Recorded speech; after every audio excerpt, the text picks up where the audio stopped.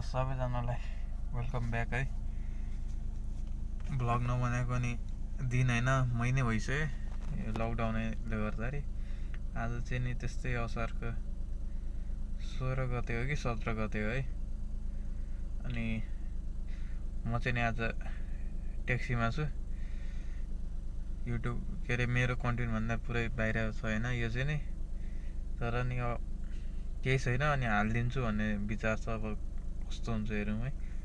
Garage जाने servicing गर्ने बेला भएछ गाडीको नि, गएर सर्भिसिङ गर्ने कति खर्च लाग्छ के हुन्छ म सबैहरूलाई पछि भन्छु है ल। गाडी चाहिँ अब कोल्ड स्टार्ट गरेर हिजो ल्याएको थियो नि, यहाँ राखेर स्टार्ट हुँदैछ। गाडी चाहिँ नि 1 लाख होइन 1,10,000 10,000 लाख 1,13,313 किलोमिटर गऱ्यो। पहिला चाहिँ नि मोबिल फेर्ने बेला चाहिँ नि 1,09,000 कति थियो कि, अनि 4,200 भइसक्यो। अब फेरि बबाल चाहिँ अब पछाडि गर्छ मान्छे चाहिँ भर्खर देख्छ।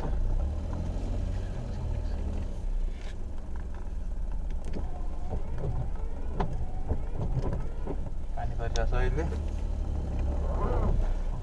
त्यो आवाज सुन्नु है, सुन्दै सुन्दैन।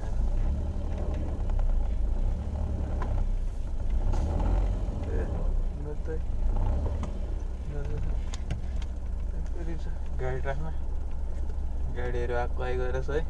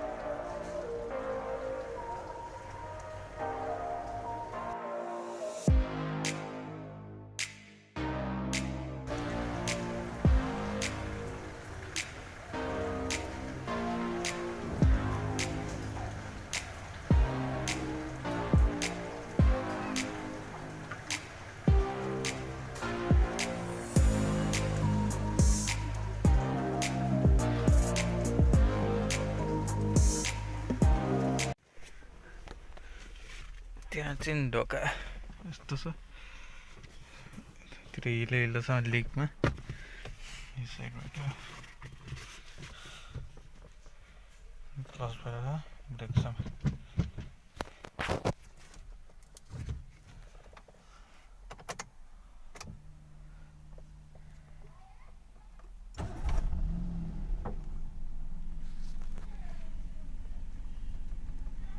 स्टार्ट गरिसकेपछि चाहिँ नि यो पहिला ब्रेक साह्रो हुन्छ होइन, स्टार्ट गरेपछि लुज हुन्छ। भर मोबिल चेन्ज गरेँ अब एकछिन, अब सबै ठाउँमा जानु पऱ्यो नि, अनि एकछिन सबै ठाउँमा जान्छ। अब तल झार्ने अनि त्यहाँ हब बेरिङ हेर्ने अनि सक्यो काम। अहिले कति बज्यो भन्दाखेरि त्यसै 9 साढे 9 बज्यो होला बिहानको, पानी परेछ त्यही हो। ग्यारेजबाट चाहिँ फर्केर आएँ, अब मोबिलहरू चाहिँ चेन्ज गऱ्यो, हब बेरिङ चेन्ज गर्न चाहिँ नि लेथ खुल्ला हुनुपर्छ अरे, अहिले बन्द छ, 10 बजिरहेछ। खाना खाएपछि दिउँसोतिर अब कतिखेर खुल्छ गएर बनाउने। लेथमा गएर बेरिङ झिक्नुपर्छ अरे क्या, त्यही भएर त्यो खोल्नुपर्छ। अब मोबिलहरू चेन्ज गरेँ, सर्भिसिङ गरेँ होइन। त्यसको चाहिँ कति लाग्यो भनेर चाहिँ म यो साइडमा कता यतातिर लेखिदिन्छु होइन, हेर्नु त्यसको टोटल कति भयो भनेर। अनि पछि चाहिँ अब हब बेरिङ बनाउनेलाई कति लाग्यो हो त्यो म भन्छु है। त्यसको अहिलेको लागि चाहिँ भिडियो यहीँ इन गरिदिउँ। अब राइडको पनि प्लान भइरहेछ है, अब 1-2 हप्तामा यति नजिकै कतितिर जाऊँ भनिरहेछ केटाहरूले। अब त्यसको पनि भिडियो आउँछ होला, त्यही भएर सब्सक्राइब गर्न नबिर्सिनु होला, अर्को भिडियो मिस नगर्नु। अरू भिडियो दामी आउँदैछ अब। लगाइस् यति भन्दै